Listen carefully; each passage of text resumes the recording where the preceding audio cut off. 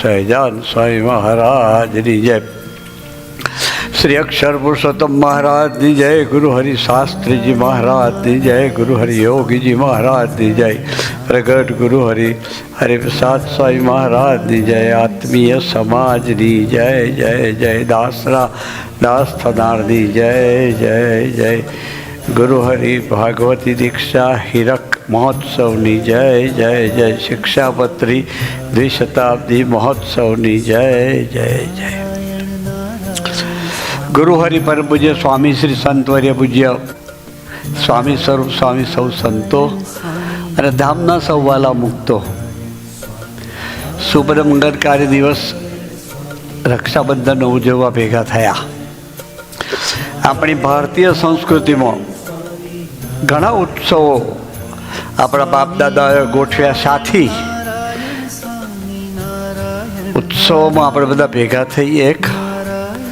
ભેગા થઈને એકબીજા સાથે સુખ દુઃખની વાતો કરીને આત્મીયતા પ્રગટાવીએ. 2, ત્રીજું ઉત્સવનો મહિમા સમજીને એનો આનંદ માણીએ. એટલા માટે બધા ઉત્સવો ગોઠવ્યા. આપણે વિચાર કરીએ કેટલા બધા આપણા કેલેન્ડરમાં ઉત્સવો આવે. આ શ્રાવણ મહિનો એટલે ઉત્સવનો મહિનો જ ગણાય. એ રક્ષાબંધનનો ઉત્સવ ખૂબ નસીબદાર આપણે છીએ કે ભારતીય સંસ્કૃતિમાં આપણને સૌને પ્રભુએ જન્મ આપ્યો. એમ વિશેષ પ્રકારે કરીને આપણે બધા ગુજરાતના છીએ. ગુજરાતની ધરતી એ ભારતની ધરતીમાં સર્વશ્રેષ્ઠ ધરતી છે હું માનું છું. કારણ કે સ્વામીજી અમારા ગુરુદેવ કહેતા કે જે ધરતી પર ભગવાન શિવ પધાર્યા, જે ધરતી પર ભગવાન રામ પધાર્યા, જે ધરતી પર ભગવાન કૃષ્ણ અઠે દ્વારકા કરીને ત્યાં રહ્યા, અને જે ધરતી પર ભગવાન સ્વામિનારાયણે પોતાનું કર્મક્ષેત્ર બનાવ્યું, એ ધરતીને આપણે સૌ ભૂલકાઓ છીએ. રક્ષાબંધન ઉજવવી છે. 4 પ્રકારની રક્ષાની આપણને સૌને હૈયાની વિશે એવો ભાવ હોય છે કે પહેલી દેહની રક્ષા થાય, બીજી સંસારમાં છીએ અહીંયા સુખી થવા આવ્યા છે એટલે ધનની રક્ષા થાય, ત્રીજી મનની રક્ષા થાય, અને ચોથી આત્માની રક્ષા થાય. એ આત્માની રક્ષા થાય એ માટે ભગવાન સ્વામિનારાયણ ધરતી પર આવ્યા. ભગવાને પ્રહલાદની અદ્ભુત રક્ષાઓ કરી. કેટલી બધી રક્ષા કરી. હિરણ્યકશ્યપે કંઈ બાકી નથી રાખ્યું. છતાંય પ્રહલાદે ભગવાન પાસે કેવું માગ્યું કે પ્રભુ તમે મારા દેહની રક્ષા કરીને હું રક્ષા નથી માનતો, મારા ઇન્દ્રિયો અંતઃકરણથી મારી એટલે મનથી રક્ષા કરજો. મારી આંખ પવિત્ર બને એવું કહેતા હતા, મારા કાન પવિત્ર બને એવું કહેતા હતા, મારી જીભ પવિત્ર બને એવું માગતા હતા, મારો સ્પર્શ પવિત્ર બને એવું એ માગતા હતા. આપણે પણ પ્રહલાદ જેવું ભગવાન પાસે માગવું છે. પ્રભુ આપે જ. ભગવાન સ્વામિનારાયણ એટલા માટે ધરતી પર આવ્યા ને એમણે અદ્ભુત આશીર્વાદ આપ્યા. 4 પ્રકારની રક્ષા થાય એટલા માટે પહેલા આશીર્વાદ આપ્યા કે મારો આશ્રિત થશે અને 7 દુકાળ ભરે પડે પણ અંદરને દાંતને વેર નહીં થવા દો. રોટલા માથે લીધા. અહીં તમે સિટીઝન થાવ એટલે તમારી સરકાર માથે રોટલા લે, મોટી વાત નથી, ચોક્કસ. એથી બીજા આશીર્વાદ આપ્યા કે મારા આશ્રિતને પ્રારબ્ધમાં રામપત્ર હશે. પ્રભુ કે હું ભિક્ષા માગીશ, મારો આશ્રિત નહીં. કેટલી મોટી વાત. એથી વિશેષ આશીર્વાદ આપ્યા કે મારા આશ્રિતને એક વીછી કરડે દુઃખ થાય તો મારે રૂવાડે કોટી વીછીનું દુઃખ થાવ, મારા આશ્રિતને ન થાવ જો. અદ્ભુત આશીર્વાદ. ભગવાન કેવી કરુણા એની. આપણે બહુ ભાગ્યશાળી છીએ. અને એથી વિશેષ આશીર્વાદ આપ્યા કે અમારા સંબંધમાં જે કોઈ આવશે, પછી કહે છે કે અમારા સંબંધમાં કેટલા આવશે, પણ અમારા સાધુના સંબંધમાં આવશે એ કેટલા આવશે, કે અમારા હરિભગતના સંબંધમાં આવશે એ સૌને અમે અંતકારે દર્શન દઈને તેડવા આવશું. અદ્ભુત આશીર્વાદ આપ્યા હતો. સ્વામિનારાયણ સંપ્રદાયના ઇતિહાસમાં હજારો ને લાખો પ્રસંગો એવા છે કે મરદાર વ્યક્તિ કહે કે પ્રભુ આવ્યા છે અને હું જઉં છું, સાથે સાથે સંતો છે, જુઓ, ભલે ગમે તેવો કામી, ક્રોધી, લોભી, લંપટ જીવ હોય, પ્રભુએ કોઈ દોષ સ્વભાવ સામે જોયું જ નહીં. હજારો વાલિયાને વાલ્મીકી બનાવી દીધા સંકલ્પે, વગર સાધનાએ, અને એથી વિશેષ આશીર્વાદ આપ્યા. હવે હું આ ધરતી પરથી જઈશ તે ભગવાન કૃષ્ણએ ગીતામાં કહ્યું, સંભવામી યુગે યુગે હું આવીશ. એ આશીર્વાદને પ્રભુએ રિન્યુ કર્યા કે હવે ધરતી પરથી જઈશ ને એવા કીર્તિ કાંચન ને કામિનીના રસ અને રાગ રહિતના સાધુ થકી ધરતી પર અખંડ રહીશ. એ ભગવાન સ્વામિનારાયણના આશીર્વાદ. અને એવા જે ગુણાતીત ભાવ પામેલા સંત હોય એ દેહના પ્રારબ્ધ ટાળે, ધનના ટાળે, મનના ટાળે અને આત્માના પણ ટાળે. અમે 1965 યોગી મહારાજે દીક્ષા આપી મને. અમારે સોખડા આવવાનું થયું. સોખડા આ વાત કરું છું 68-69 સાલની. મારી ઉંમર દીક્ષા આપી યોગી બાપાએ 5 મિનિટ ત્યારે 20 વર્ષની હતી. કોલેજમાં ભણતા ભણતા બાપાએ કહ્યું કે આપણે સાધુ થવાનું છે. મેં મન ખોલીને કહ્યું, જો કેવી રક્ષા કરે છે આપણી, કે બાપા મારાથી આ માર્ગે ટકાશે નહીં. આટલું જગત ભરેલું છે, આમ માથે વેત મૂકેલી, હો મારી ચોટલી તમારા હાથમાં નહીં આવે. બહુ ખુલ્લા મનથી કૃપા હતી, બહુ ખુલ્લા મનથી એમની સાથે વાતો થતી હતી. બાપ દીકરા સાથે, બાપ દીકરાનો સંબંધ હતો. એનો પ્રેમ એવો હતો ને, એની પાસે ના શબ્દ નહોતો નહીં કરતો. આત્મશ્લાઘાની વાત નથી કરતો. યોગી મહારાજ કેવા પુરુષ, સ્વામીજી કેવા પુરુષ, એની વાત કરું છું તમને. નિરંતર રક્ષામાં જ છીએ આપણે, બહુ વિશ્વાસ રાખજો. નિરંતર આપણે સૂઈ જઈશું ને તો આપણા મચ્છર પ્રભુ ઉડાડે. આપણે એવો સંબંધ કરો એટલે સત્સંગ કરીએ છીએ. આ સંબંધ બાંધો થાય થાય થાય, પ્રભુ રક્ષા કરવા બંધાયેલા છે. એટલે યોગી બાપાને પછી બાપા કહે એ બધી ચિંતા શાસ્ત્રી મહારાજ કરે, આપણે થવાનું. એટલે મેં હાથ જોડી કહ્યું, બાપા આપની ઈચ્છા છે તો હું થઈશ. મારી આમ માથું પકડીને ગોદમાં લઈને 10 ધબ્બા મારે હજુ હણકારા સંભળાય છે ધબ્બાના. એ શાસ્ત્રીમાં ચિંતા કરે વાક્ય, અત્યાર સુધી અબઘડી આ શ્વાસ લઉં ત્યાં સુધી મારી રક્ષામાં છે, હું માનું છું. હરેક પ્રકારે રક્ષા કરીશ મારી. આપણે બી રક્ષાથી રક્ષાવું. બહુ ભાગ્યશાળી છીએ આપણે કે આપણને એ હરિપ્રસાદ સ્વામીની ગોદ વળી. એનો એક પ્રસંગ કહું છું તમને કે આ પુરુષો કેવી રક્ષા કરે છે. દેહની તો રક્ષા કોઈ કરે, પણ મનની રક્ષા કરવી કોઈ તપશ્ચર્યાથી નથી થતી. મનની રક્ષા શાસ્ત્ર ના પાડે છે. આપણું કોઈની ટીકા નથી કરતો. નારદજી ભગવાનનું મન કહેવાયા. 24 કલાક નારાયણ નારાયણ નારાયણ. પણ અમૃત રાજાની દીકરીનો હાથ જો પરણવાનો વિચાર થયો. જો ક્યાંથી વિચાર આવ્યો? અંદર વૃત્તિ પડી હતી કામનાની, એમાં રિએક્શન આવ્યું. આપણો શું નંબર ખાય? વિચાર કરીએ આપણે એક માળા નહીં, 5 વખત જેને માનતા હોય માનીએ, પણ એ 5 વખત સંકલ્પ રહિત ભજન નહીં થાય. તમે જોજો, એક માળા ના ફરે તો મનની તો રક્ષા કેવી રીતે થાય? મારી ઉંમર તે વખતે 23 વર્ષની હતી. એ પ્રસંગ પર આવું 8 થયા છે. બહુ મોડું થઈ ગયું, ક્ષમા કરજો બધા. એટલે એ દીકરો, મારી ઉંમર 23 વર્ષની હતી. ત્યાં સોખડાના આજુબાજુના ગામવાળા દીકરાઓ સાથે અમારી દોસ્તી થયેલી, કારણ કે અમે યુવાન હતા.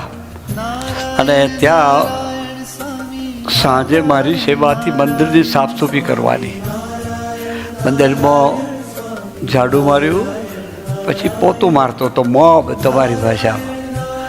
અને એક દીકરો આવ્યો, ઠાકોરજીને દંડવત પ્રણામ કરતો હતો. એટલે મેં પૂછ્યું શું ચાલે છે? બહુ સહજ ભાવે પૂછેલું, એક મિત્ર ભાવ હતો. એને એમ લાગ્યું કે પ્રેમ સ્વરૂપને મારી વાત કંઈ ખબર પડી ગઈ છે. મને કાંઈ જ ખબર નહોતી. એટલે એના મોઢાના ફીચર્સ બદલાયા, ચેન્જ થયા બધા. ફરી વાર પૂછ્યું એટલે તો સાવ ઢીલો પડી ગયો ને આંખમાં પાણી આવ્યા. એટલે મને લાગ્યું કે ગરબડ છે. પછી હું જ્યાં મંદિરના પગથિયા આગળ છે પોતું મારતો મારતા આવે તો ત્યાં તો ત્યાં મારી પાસે આવ્યો, મારી પાસે રડ્યો. મેં કહ્યું શું થયું ભાઈ? એટલે એણે પોતાની આપવીતી કહી, પોતે કરેલી ભૂલ એ કરાર કરી. મેં કહ્યું ભાઈ જો તું મને કહું એમાંથી ફાયદો નથી, સારું મિત્રચારી છે તે મને કહી, પણ આ વાત સ્વામીજીને કહી. મને કે સ્વામીજીને? મેં કહ્યું ભાઈ એ જ રસ્તો આપણો કરે. એટલામાં એનું પુણ્ય ઉદય થયેલું છે, ખુલ્લા મનથી વાત કરી છે એણે. તો એટલામાં સ્વામીજી પોતાની રૂમમાંથી યુરિન પાસ કરવા માટે આમ પગથિયા અમે ઊભા હતા ત્યાં પધાર્યા. ત્યાં સ્વામીજીના સ્લીપર અમે રાખતા હતા. મેં કહ્યું જો આ બધી વાત અંદરથી એક કરાર કરીને કહી દે.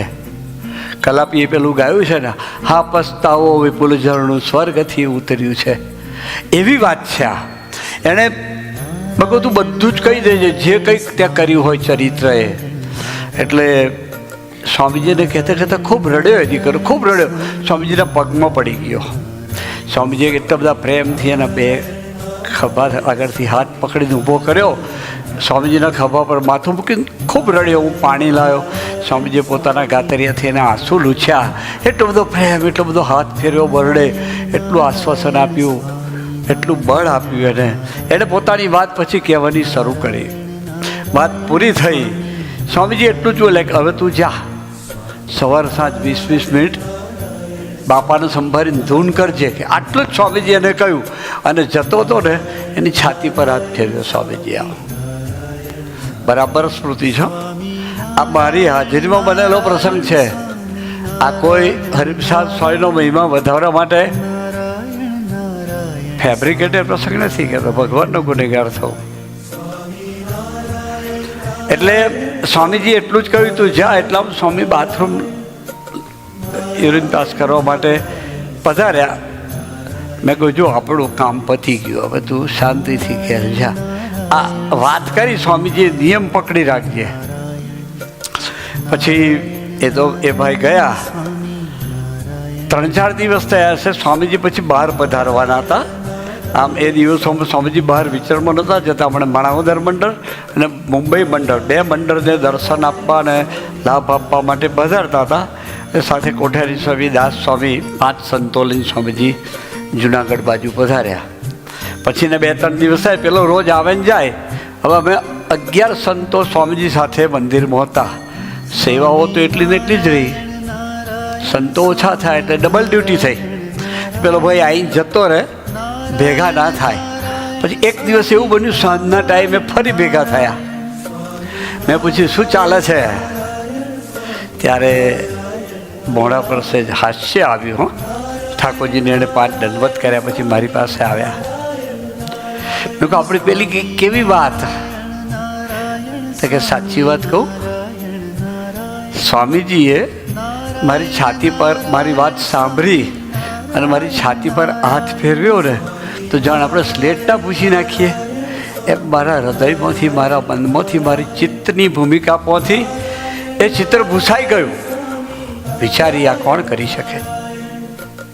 શક્ય જ નથી. તમે માર્કેટમાં શાકભાજી લેવા જાઓ અને બાજુમાં કોઈ બેન, કોઈ દીકરી શાકભાજી લેતી હોય ને તમારી આંખ ત્યાં જાય જ અને તમારા હૈયામાં છપાઈ જાય. તમે ના પાડી શકો. આ રક્ષાથી આપણે રક્ષાવું છે. એટલે સ્વામી સ્વરૂપ સ્વામીએ વાત કરી દે કે પ્રથમ 16 ડાળ પાકવું હોય એને રક્ષાના આશીર્વાદ માગવાની એ જરૂર. નિરંતર આશીર્વાદ છે. આપણે આ વાત સમજવી છે, આ વાત પકડવી છે. ત્યાં આપણી આંખને પવિત્ર કોણ બનાવશે? વિચારીએ આપણે. આપણા કાનને પવિત્ર કોણ બનાવશે? જમતા હોય, સારામાં સારું તો ભાવતું ભોજન હોય, નેગેટિવ વાત થતી હોય ને આપણો કાન જતો રહે ત્યાં. પેલા ભોજનનું સહેજે રસ ના રહે આપણને, સહેજ બી ના રહે. અનુભવતા હશો તમે, ના નહીં પાડી શકો. એ વસ્તુ ભગવાન સ્વામિનારાયણે એ પ્રથમ 18 વચનાત્મા આપણને આદેશ આપ્યો છે, આજ્ઞા કરી છે. આવી રીતે જીવે એ જ મુક્ત થાય છે. એ ક્યારે ભૂલીએ નહીં, એથી વિશેષ વાત કરી છે. આવી રીતે જીવે તો તમે અમારી સર્વે સેવા કરી. ડોલર પાઉન્ડ નથી માગ્યા, સાધુ થવાનું નથી કહ્યું. જો તમે જ્યાં છો ત્યાં આપણે આ વાતના વિચારને પામવું છે. સર્વ પ્રકારની રક્ષા આપણી થાય છે. પ્રભુ બંધાયેલા છે, પણ આપણે ત્યાં બંધાવવું પડે, એની સાથે પ્રીતિથી જોડાવવું પડે. જોડાયા છીએ, પણ પ્રીતિ પાસે આપણી પ્રેક્ટિસ કેવી છે? શ્રીખંડ બહુ ભાવતો હોય, પણ અંદર પાછા આપણે તો રેતી નાખીને ખાઈએ, કેવી મજા આવે. આપણી પ્રીતિ એવી છે, ભેગું કંઈક છે. એ નિર્વ્યાજ પ્રીતિને આપણે પહેચાનવી જોઈએ અને એવી પ્રીતિથી એની સાથે જોડાવવું જોઈએ. એની સાથે આપણી એની વચ્ચે કોઈ અંતર ના હોવું જોઈએ, રંચ માત્ર અંતર ના જોઈએ. ત્યાં ભગવાનને હાથ છૂટી બલા કરવી પડે, આશીર્વાદ આપવા જ પડે, માગવાના ના હોય. સહજ આશીર્વાદ સરી જાય. એ દીકરાએ કબૂલ કરી પોતાની ભૂલ, રડતા હૃદયે સ્વામીજી કહ્યું, જા 20 મિનિટ ભજન કરજે. જ્યાં હાથ ફેરવ્યો ને, હવે એની ભૂલ શું હતી? એ મારી જેટલી ઉંમરનો 23 વર્ષનો હતો, લગ્ન થયા હતા. આ વાત વિચાર કરો, લગભગ 55 વર્ષથી વધારે જૂની વાત છે. તે વખતે આટલો કળિયુગ નહોતો આપણા દેશમાં, આટલો કળિયુગ નહોતો અત્યારે જેટલો છે એટલો. એ છોકરો પરણેલો હતો, એ દીકરો, અને એને પોતાના જ ફરિયામાં એક દીકરી સાથે પ્રેમ થઈ ગયો. હવે દીકરીને ન મળે તો એનાથી રહેવાય જ નહીં. એને ભૂલી ન શકે અને ઘરમાં રોજ કકરાટ થાય. પણ એણે પોતાની એ ભૂલ સ્વામી જેવા પુરુષ પાસે કબૂલ કરી અંતરથી. એટલે મેં પેલી કવિતા ગાઈ આપની પાસે, કલાપીની. હા પસ્તાવો વિપુલ જળનું સ્વર્ગથી ઉતર્યું છે, પાપી તેમાં ડૂબકી દઈને પુણ્ય સારી બને છે. સ્વામીજીના વાત આ બહુ પંક્તિઓ ગમતી. એ પોતે પણ ઘણીવાર એકલા હોય ને ત્યારે ગાતા. એ અમને બધાને કહેતા કે તમે કોઈક આવા સંબંધમાં જાઓ. આપણે એવા સંબંધમાં જવું છે. સત્સંગ કર્યો એને કહેવાય. ટીડો કરીએ, ટપકા કરીએ, બેજ રાખીએ, કપડાં પહેરીએ, પણ જો આ વસ્તુ ના હોય ને તો ક્યારેય સત્સંગમાં સફળતા ન મળે. પછી ધોખા વાંધવાનો સત્સંગ રહે. આટલા વર્ષ સત્સંગ કર્યો, એવા ને એવા રહ્યા, દેશકાર સુધર્યા નહીં, આ થયું, આ થયું, આ થયું, આ થયું. પેલું તો બધું પ્રભુ બંધ થઈ જાય આપણી જોડે, બંધાવવું જ પડે.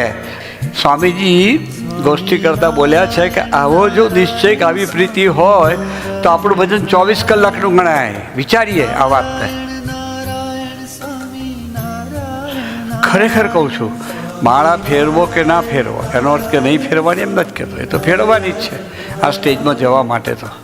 પણ એવો કેવો સંબંધ થઈ જાય કે તમારી મનની વૃત્તિ સહેજે સહેજે ભગવાનના સ્વરૂપમાં રહેતી થઈ જાય. છેલ્લી આત્માની રક્ષાની વાત કરી લઈએ કે 1995-96 સ્વામીજીએ અમેરિકામાં પારસીપણીમાં મંદિર લીધું, પ્રતિષ્ઠા કરી. સપ્ટેમ્બરની 23 તારીખે, ઓક્ટોબરમાં દિવાળી આવતી હતી એન્ડમાં. એટલે સ્વામીજી મને કહે કે અનકોટ કરવાનો છે, એટલે તું રોકાઈ જાય. મને રોક્યો, અમે સંતો રોકાયા. અનકોટનો દિવસ આવ્યો, ઠાકોરજીને અનકોટ ગોઠવાતો હતો. 400-500 ભક્તો બેઠા હતા, સભા ચાલતી હતી. 2 ભાઈઓ આવ્યા, બંને મિત્રો, એક સત્સંગની, એક પહેલી વખત આવ્યા હતા. પણ જે પહેલી વખત આવ્યા હતા એમને પ્રેક્ટિસ એવી કે સવારથી જ ચાલુ કરી દે. પહેલો ઘૂંટડો એનો જ મારવાનો, છેલ્લે સુવા જાય ત્યારે છેલ્લો ઘૂંટડો એનો હોય. એવું વ્યક્તિત્વ. એ કોલેજમાં ભણતા હતા, બોરસદ. એના ફાધર સમાજમાં આગળ પડતી વ્યક્તિ હતા. એ પોલીસ અધિકારીને તે વખતે 100-200 રૂપિયા આપે ને કહે કે આને અંદર ગાલીને ફટકાર તો આ છોડે. પણ કૂતરાની પૂંછડી આપણી કહેવત છે ને, મોયમાં ગાલે તો સીધી ના થાય. એ ભાઈ સાથે આવેલા, એને મંદિરનું વાતાવરણ ગમ્યું. એટલે પેલા ભાઈને કહે કે આપણે આ સાધુને મળવું છે. પછી અન્નકોટની આરતી થઈ, બધાએ દર્શન કર્યા, જમાડ્યા. પછી પેલા ભાઈ મારી પાસે લઈને આવ્યા. બોડી લેંગ્વેજ પરથી ખબર પડે જ કે ભાઈ તૈયાર થઈને આવેલા છે.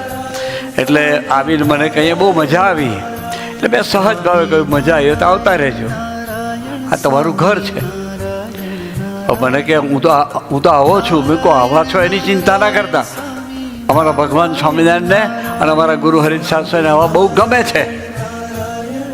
એટલે એને એમ થયું કે પ્રેમ સ્વરૂપે મારી હાથે ચેલેન્જ મારી. એટલે મને કે સ્વામી એટલું યાદ રાખજો કે હું 12 મંદિર ફરીને આવ્યો છું, કે કોઈ છોડાઈ શક્યું નથી.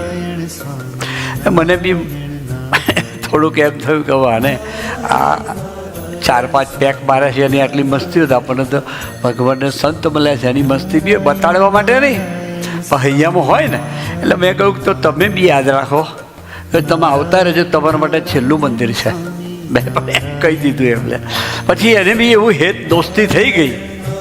એટલે રેગ્યુલર હું 25 દિવસ અનકોટ પછી રોકાયો તો સવારે પીને જ આવે, બપોરે 2 કૂટડા મારી આવે, પાછા હાંજના મારી આવે, રાતે પાછા જાય ઘેર. પણ પછી તો ભારત જવાનું થયું. તે દિવસે સવારથી રડવાનું ચાલુ કર્યું. મેં કહું ભગુભાઈ નામ એમનું, કે તમે જવાના હવે શું? મેં કહ્યું આ મંદિર તમારું જ છે, આવવાનું. બધા ભક્તોને કહ્યું, આપણે તો કહ્યું બધા સલાહ આપે, એટલે પીન મંદિર ના આવાય. હવે પેલો પીને એનું એ કરતો, આપણે બીજી રીતે એવા હોય, મનથી એવા હોય, પહેલાં સ્થૂળથી એવો હોય. મેં બધાને કહ્યું તમે સલાહ ના આવતા, થાય તો પ્રેમ કરજો, બાકી એને કોઈ સલાહ સૂચન ના કરતા. એ આવે તો એને સાચવજો ને પ્રેમ જ કરજો. બધા ભક્તો એ વાત માની. પછી એ રેગ્યુલર આવતા થયા, પણ એ એમની ઓરિજિનલ અદામાં જ આવે. સમરમાં સ્વામીજી પધારવાના થાય એટલે મને પાછો વહેલો મોકલે. એટલે 20 દિવસ વહેલું આવે તો મને સવારમાં લેવા આવ્યા એરપોર્ટ પર. ત્યારે પણ એ જ પોઝિશન, એમની ગાડીમાં જ મંદિર ગયો. પછી રોજ આવતા થયા પાછા. સ્વામીજી પધાર્યા એટલે એરપોર્ટ અમે લેવા ગયા. બધા ભક્તો 200-300 ભક્તો હતા. સ્વામીજીને બિરાજમાન કર્યા, ઠાકોરજીને બધાને. પછી પૂજન કરીને સ્વામીજીનું સ્વાગત કરતા હતા. પેલા મને કહે લઈ જાઓ. મેં કહું આપણે છેલ્લા જવાનું. લઈ જતો ત્યાં સ્વામીજી ઊભા થઈ ગયા ખુરશી પરથી, કારણ કે બધા પતી ગયા હતા. સ્વામીજી એને 2 ખભા પકડી લીધા. મેં કહ્યું સ્વામીજી મારા નવા ભાઈબંધ છે. સ્વામીજી હસતા હસતા બોલે કે આને તત્વ સહિત હું ઓળખું છું. કે પછી એની જ ગાડીમાં હું મંદિરે ગયો. રેગ્યુલર આવતા થયા. પણ જ્યારથી ગયું તે દિવસે બપોરે મેં કહ્યું ભગુભાઈ ઘેર જવું નથી, પેલું ઘેર મારવા જાય 2-4 પેક. પણ કે આજે નહીં, સ્વામી આવ્યા છે ને આજે નહીં. હાથ પડી પાછા 4-5 વાગે ફરી જાય. મેં કહું ભગુભાઈ તો કે ના. બીજે દાડે પૂછ્યું તો કે ના. મેં કહું કેમ? તે કે હારો મન જ નથી થતું કે પીવાનું. સંત આ મન પરનું પ્રારબ્ધ ટાળી નાખે, દુઃખ ટાળી નાખે. એ તો ઠીક છે, અત્યારે તો બધા રિહેબના બધા ઘણા સેન્ટરો ભારતમાં અહીંયા છે. આયુર્વેદમાં એવો ઓસડિયા છે કે બધું બંધ થાય. પણ એથી વિશેષ વાત, એમણે પછી મારી ખૂબ સેવા કરી. 2009ની સાલ સુધી એની જ એ ગાડી અમારા સારથી બન્યા. આખા અમેરિકામાં અને અહીંયા બધે મને એમણે ફેરવ્યા. 2010નો અન્નકૂટ કરીને હું ગયો એટલે એમના દીકરાનો ફોન આવ્યો અઠવાડિયા પછી, પપ્પા બીમાર થયા છે અને હોસ્પિટલાઇઝ કર્યા છે, સ્વામીજીના આશીર્વાદ લેવા છે. સ્વામીજી ત્રિવેન્દ્રમ પધારેલા પોતાની કમરની ટ્રીટમેન્ટ માટે આયુર્વેદમાં. સ્વામીજીને ખૂબ આયુર્વેદ ગમતો હતો. એટલે પછી મેં કહ્યું જો સ્વામીજી ત્રિવેન્દ્રમ છે, આ નંબર છે, સેવકનો ફોન કરજે, મારું નામ દેજે. એટલે મુકેશભાઈને કહ્યું કે તમને દર્શન કરાવશે ને આશીર્વાદ લઈ લો. એટલે સ્વામીજી સાથે વાત થઈ અને સ્વામીજીએ કહ્યું કે ભગુભાઈને હવે મારા સુખે સુખે તેડી જશે. ફોન મૂક્યો. દીકરાઓ બધા ઘર આખું સત્સંગી થયું હતું. એ વ્યક્તિએ સમાજની એવી હતી કે એને લઈને એનું જીવન સુધર્યું તો લગભગ 150થી 200 ફેમિલી સત્સંગમાં જોડાયા. ખૂબ સારું વ્યક્તિત્વ. પછી તો ખૂબ સુખી પણ થઈ ગયા. પછી આ બીમારીની વાત પછી સ્વામીજીનો 3 દિવસ પછી મને ફોન આવ્યો કે તું ત્રિવેન્દ્રમમાં આવ. એટલે હું ત્રિવેન્દ્રમ ગયો. પછી 4 દિવસ થયા હશે. સ્વામીજી સવારમાં દાંતણ કરતા હતા ત્યાં. અમારો ઉતારો ગ્રાઉન્ડ ફ્લોર પર હતો, સ્વામીજી ફર્સ્ટ ફ્લોર હતા. એટલે હું સ્વામીજીની બાજુમાં દર્શન કરતો હતો, ઊભો હતો. એટલે ફરી દીકરાનો ફોન આવ્યો. મને કે પપ્પાને તો વેન્ટિલેટર પર લીધા છે, હવે શું કરવાનું? કે એને ખબર હતી હું ટ્રેનમાં આવ્યો છું. કે સ્વામીજીને પૂછો શું કરીએ. સ્વામીજીને પૂછ્યું. સ્વામીજીએ કહ્યું કે હવે સાંભળજો આ વાત. આ કવિ કાલિદાસે મેઘદૂતમાં કઈ એવી વાતો નથી. આ નક્કર હકીકત છે. અમારા કેટલાક પાઠ તો અમારી પાસે વિડીયોમાં છે, મોબાઈલમાં બધું રેકોર્ડિંગ છે મુકેશભાઈ પાસે અમારા. એટલે પછી સ્વામીજી મને કહે દીકરાને કહો વેન્ટિલેટર કાઢી લે, 25મી મિનિટે ભગવાન સ્વામિનારાયણ તેડવા આવશે, સાથે ગુણાત્યાન સ્વામી, શાસ્ત્રીમાં ને યોગીમાં સાથે હશે કે. મેં કહ્યું મુકેશભાઈ પપ્પા હવે 24 મિનિટ તમારી પાસે છે, વાત લો વોલ્યુમથી વાત કરતા હતા, અનકોન્શિયસ નહોતા.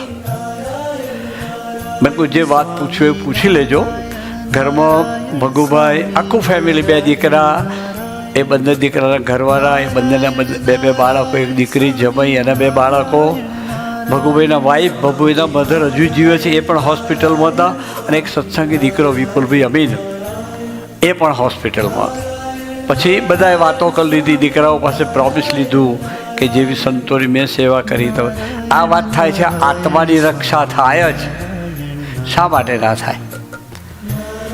પછી ફરી મુકેશભાઈનો ફોન આવ્યો કે પપ્પાને સ્વામીજીને દર્શન થાય. એમ કોઈ થાય, પણ હું ગ્રાઉન્ડ ફ્લોર પર છું, સ્વામીજી ફર્સ્ટ ફ્લોર પર છે, અને કદાચ બાથરૂમમાં હશે. હજુ 20 જ મિનિટ થઈ છે, અરે 24 મિનિટ પૂરી થવાઈ છે એટલે. પણ હું જાઉં, હું ગયો, 5-10 સેકન્ડ ઊભો રહ્યો, ત્યારે સ્વામીજી બાથરૂમમાંથી સામેથી બહાર આવ્યા. હો, લાવ કે ભગુભાઈનો ફોન છે ને. ફોન લીધો, ખૂબ હસ્યા સ્વામીજી. પહેલું વાક્ય બોલ્યા, ભગુભાઈ હવે તમારે કોઈ ચિંતા નથી કરવાની. બીજું વાક્ય બોલ્યા, તમે તૈયાર થઈ જાઓ. મહારાજ સ્વામી એટલે ભગવાન સ્વામિનારાયણ ગુણાત્યાન સ્વામી શાસ્ત્રીવાદને બાપા તમને તેડવા આવે છે. ખૂબ હસ્યા અને ફોન મૂક્યો. હવે 10 સેકન્ડ વધી છે એટલે ભગુભાઈને દર્શન થવા મળ્યા. એમણે દીકરાઓને કહ્યું કે મને રજા આપો, ભગવાન સ્વામિનારાયણ ગુણાત્યાન સ્વામી શાસ્ત્રીવાગીમાં મને લેવા પધાર્યા છે. એમને રાના જોડાય તો કે પપ્પા એમ ના જવાય, કે સ્માઇલ આપતા જાઓ. સ્માઇલ આપી અને આત્માને ભગવાન સ્વામિનારાયણ લઈને અક્ષરધામ. આ આત્માની રક્ષા ખૂબ ભાગ્યશાળી છીએ. આજે તમે બધા, હું ખાતરીપૂર્વક એક વાત કરી શકું છું કે તમે બધા આવ્યા છો, સંતના યોગમાં આવ્યા છો, એટલે તમને બધાને તેડવા તો ભગવાન સ્વામિનારાયણ આવશે જ. તમે સત્સંગ કરો કે ન કરો, પણ તમે યોગોમાં આવી ગયા ને, એ આત્માની રક્ષા સદાય થયા કરે. એના માટે ભગવાન સ્વામિનારાયણ ધરતી પર આવ્યા. ખૂબ ભાગ્યશાળી છે આપ સૌ આવ્યા, ખૂબ આનંદ થયો. એક વિનંતી છે, ભારત આવો તો જરૂરથી સોખડા આવજો, વડોદરાની બાજુમાં છે. આવતે વર્ષે અમે સોખડા ઉજવવાના જ છીએ ડિસેમ્બર મહિનામાં. એ 2 દિવસનો ઉત્સવ છે, 2-2.5 દિવસનો. શિક્ષાપત્રી ભગવાન સ્વામિનારાયણે જે આપી, એમાં લખ્યું છે કે આ વાણી અમારું સ્વરૂપ છે, એ આપણા માટે આપણી સદાય રક્ષા સર્વ પ્રકાર થાય એના માટે આપી છે. ગુણાત્યાન સ્વામીએ એમ કહ્યું છે કે આ શિક્ષાપત્રી 212 શ્લોક, એ 212 સુદર્શન ચક્ર છે આપણી રક્ષામાં. તો એ શિક્ષાપત્રીનો દ્વિશતાબ્દી મહોત્સવ અમે ખૂબ ધામધૂમથી યુવા મહોત્સવની સાથે ઉજવવાના જ છીએ. ત્યાં જરૂરથી પધારજો. છેલ્લે ભગવાન શિવશક્તિ, ભગવાન શ્રી રામ, ભગવાન શ્રી સ્વામિનારાયણ અને એમાં ગુણાતીત પુરુષો શાસ્ત્રીજી મહારાજ, યોગીજી મહારાજ, ગુરુ હરિશાસ્ત્રી સ્વામી મહારાજ, મહાન સ્વામી મહારાજ, સાહેબ દાદા અને સૌ ગુણાતીત સ્વરૂપોના ચરણોમાં એટલી પ્રાર્થના કરીએ કે સૌને સંતો સાથેની પ્રીતિ વધતી જાય, સૌની રક્ષા તન મન ધન અને આત્માથી સદાય થયા કરે, એવો સંબંધ સૌનો કરાવે. એ જ પ્રભુચરણે ગુરુચરણે અંતરની પ્રાર્થના સાથે સૌને જય સ્વામિનારાયણ.